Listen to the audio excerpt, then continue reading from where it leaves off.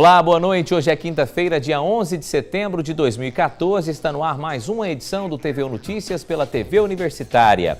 Começou hoje em Uberlândia o Congresso Municipal de Educação. A proposta do evento, que tem a participação dos profissionais do magistério, sindicatos e ONGs, é elaborar o Plano Municipal de Educação para o município por um período de 10 anos. A falta de interesse, a falta de compromisso por parte dos alunos, às vezes o incentivo que eles têm em casa também não favorece, né, na busca que eles têm mesmo dentro da sala de aula. Material, a metodologia também às vezes utilizada pelo professor não interessa mais. Professora e delegada de ensino, Mariana revela a realidade enfrentada nas salas de aula com alunos do ensino médio. Um problema que se estende em todas as instituições de ensino da rede pública, mas que pode mudar com o Plano Municipal de Educação. Contribuir para a melhoria da qualidade da educação no município, uma vez que ele vai tratar desde o financiamento até a criação de um sistema municipal que nós também não temos ainda na cidade de Uberlândia, vai tratar da valorização dos profissionais da educação, então ele procura envolver e abranger a educação como um todo no município de Uberlândia. Elaborado com a participação dos profissionais do magistério, sindicatos, ONGs, conselhos municipais e sociedade civil, o documento referência é constituído por 6 pilares: Sistema Municipal de Ensino, Educação Inclusiva, Cidadania e Emancipação, Qualidade da Educação, Democratização e Aprendizagem, Gestão Democrática, Valorização dos Trabalhadores da Educação, Formação e Condições de Trabalho, Financiamento da Educação, na Transparência e Controle Social.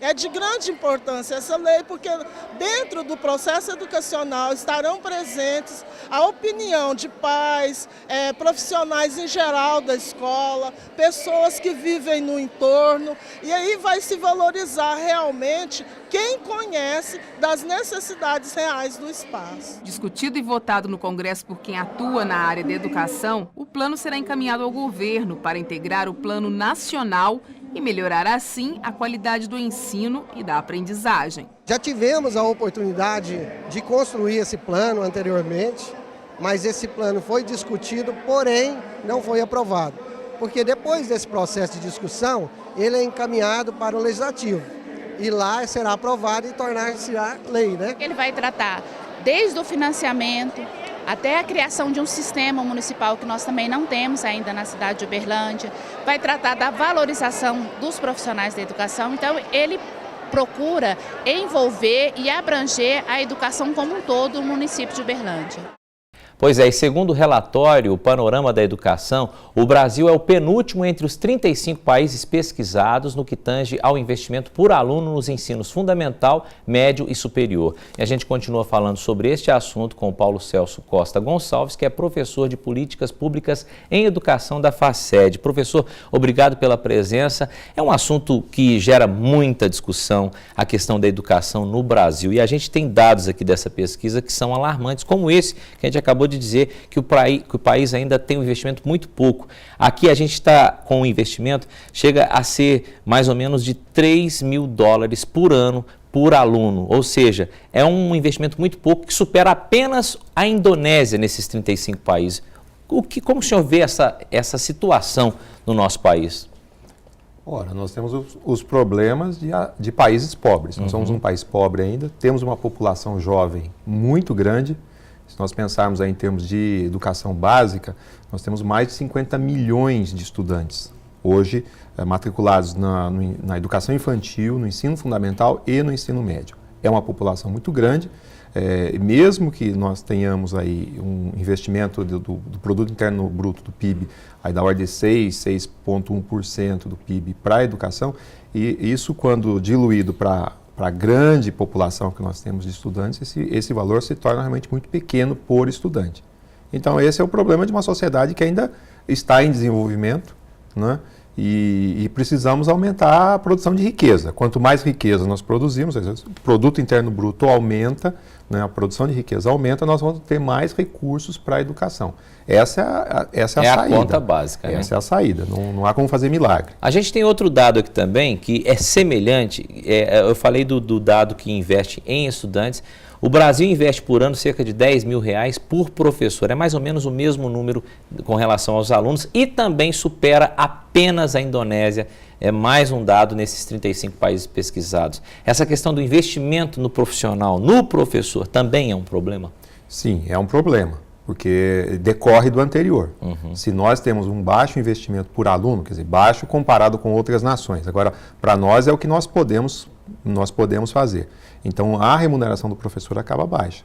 Nós temos hoje mecanismos, inclusive, de distribuição de recursos na educação básica, o Fundo de Manutenção e Desenvolvimento da Educação Básica e Valorização do Magistério, que é o chamado Fundeb, que hoje dedica 60% de todo esse recurso tem de ser dirigido para a remuneração de professores da ativa.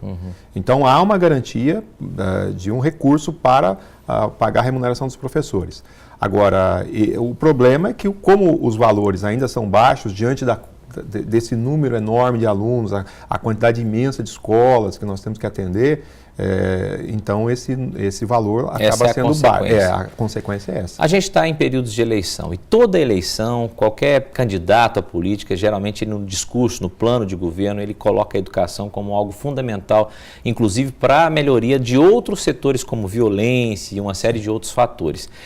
Seria então a educação o ponto principal, o ponto base para qualquer plano de governo, pelo menos a maioria deles. E quando chega na prática, quando o candidato ganha, talvez ele vê que não é tão fácil mexer com isso.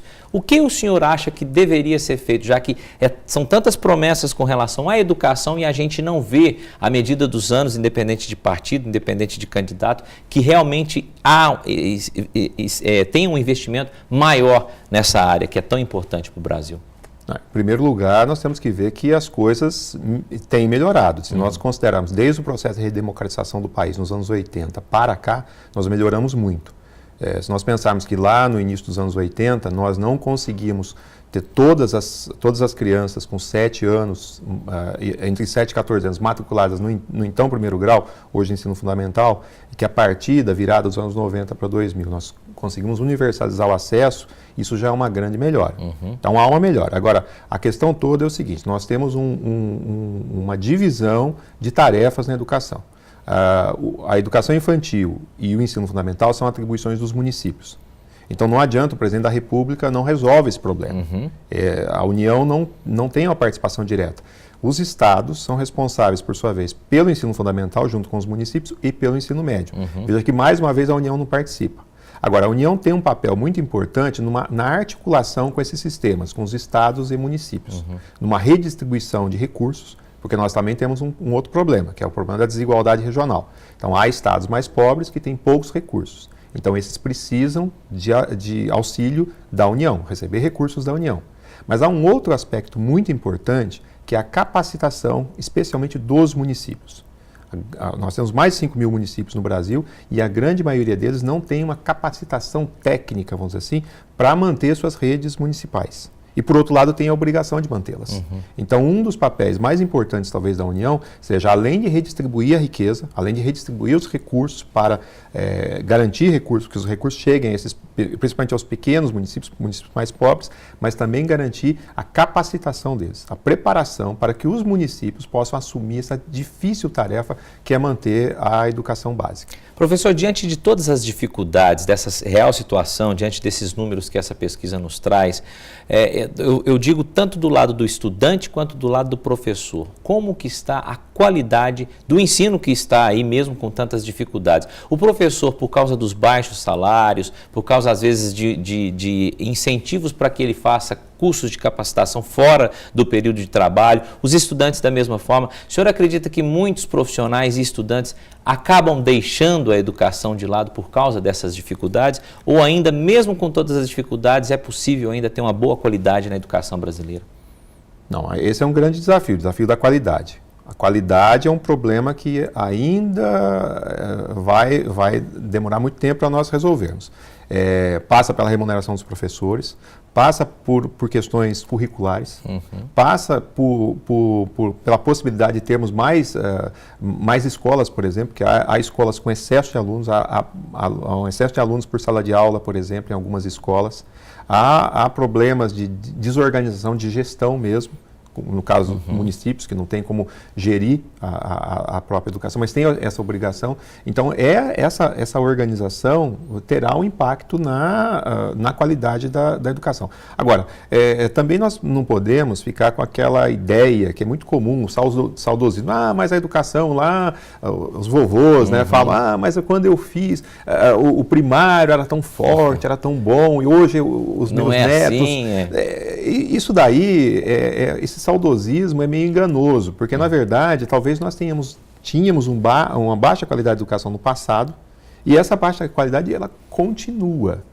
A baixa qualidade do passado é facilmente verificável pelo fato de que a reprovação era altíssima no passado, era muito grande, quer dizer, a exclusão da escola. É muito fácil eu construir uma escola excluindo os alunos, né? Tiro os alunos que, vamos dizer assim, causam problemas, e aí ficam só aquele grupo, os bons, um grupo seleto, e aí eu digo que isso aí é bom, mas a grande maioria está excluída. Hoje nós temos a escola da porta aberta, todos entram, e isso é muito importante. Agora nós temos que aprender a fazer um bom trabalho com a escola com a porta aberta. Tá certo. Não queremos fechar a porta e ficar com poucos. Aí realmente não é aí não é educação para todos. Não é para todos e não é democrático. Não é isso que a sociedade quer. Muito obrigado, professor Paulo. Volte mais vezes para a gente discutir esses temas tão importantes para a nossa educação. Muito obrigado e boa noite. Eu que agradeço o convite. E depois do intervalo tem mais informações para você. Não saia daí, a gente volta já.